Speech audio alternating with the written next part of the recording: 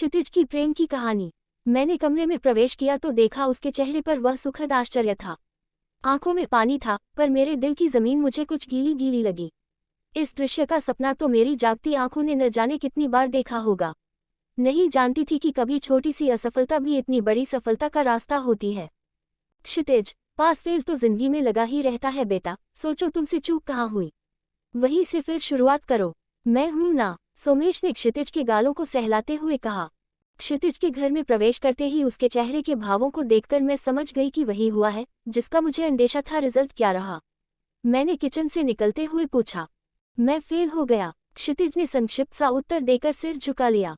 वो अंदर से दुखी था, परेशान तो था, पर ज्यादा कुछ नहीं कहेगा ये मैं खूब जानती थी। बचपन से ही अंतर्मुखी रहा है, पर मैं उसके चेहरे के हर उतार चढ़ाव को पढ़ लेती थी। माँ हूं ना, आज क्षितिज का बीए सेकंड ईयर का रिजल्ट आया है। मैंने भी अनमने ढंग से सारा काम निपटाया। मन तो उद्विग्न था, क्षितिज के बारे में सोचते हुए अतीत के वर्षों पर नजर चली ही जाती है। वक्त के साथ जो बीत गया है वो आज भी मेरे दिल से गुजरा नहीं है, बल्कि अक्सर बोझ मेरे दिलो दिमाग पर हावी हो जाता है।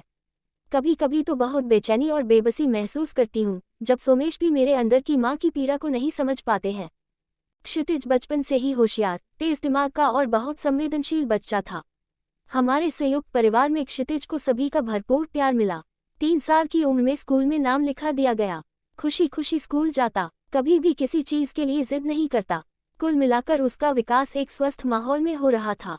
8 वर्ष की उम्र में उसने अपनी प्रतिभा के बल पर एक जिला स्तरीय विज्ञान प्रतियोगिता भी जीती थी। सोमेश खुशी से उछल पड़े थे। धीरे धीरे संयुक्त परिवार में तनाव होने लगे। इसी बीच अनुज का जन्म हुआ। मैं कोशिश करती थी कि इसका असर बच्चों पर न पड़े, क्योंकि पारिवारिक तनाव से संवेदनशील बच्चे प्रभावित होते ही हैं। बच्चे बड़ों से कुछ कह नहीं पाते, मगर खुद तनाव में रहने लगते हैं। परिस्थितियां ऐसी हुई कि हमें परिवार से अलग होना पड़ा। अब बच्चों की परवरिश एकल परिवार में होने लगी। उस वक्त क्षितिज 10 वर्ष व अनुज 7 वर्ष का था।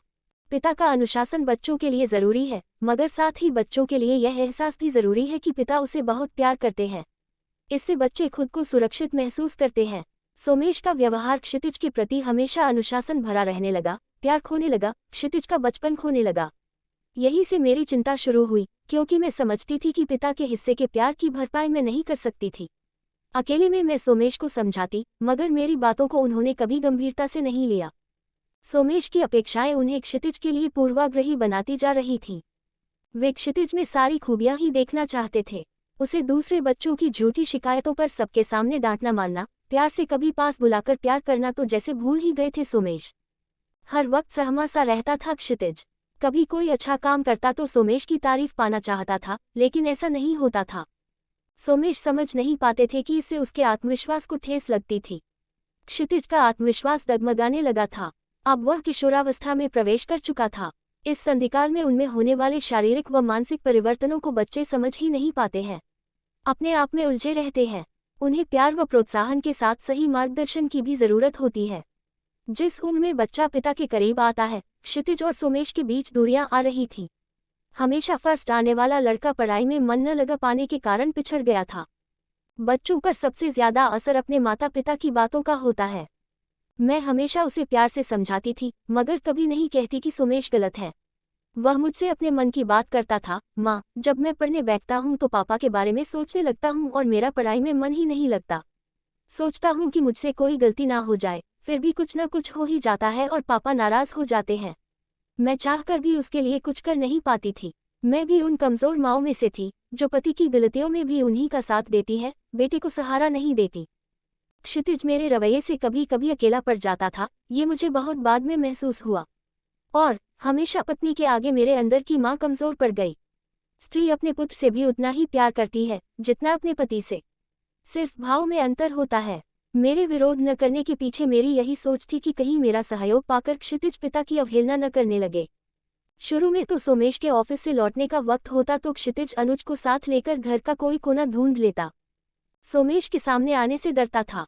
बहुत कोमल होता है बालमन, डर गहरे बैठ जाता है। जिस उम्र में किशोर माँ का आंचल छोड़कर बाहर की दुनिया में पिता का हाथ पकड़कर चलना चाहता है, अपने आप को पिता के साथ ज्यादा सुरक्षित पाता है, उसी उम्र में पिता को लेकर असुरक्षित महसूस कर रहा था क्षितिज।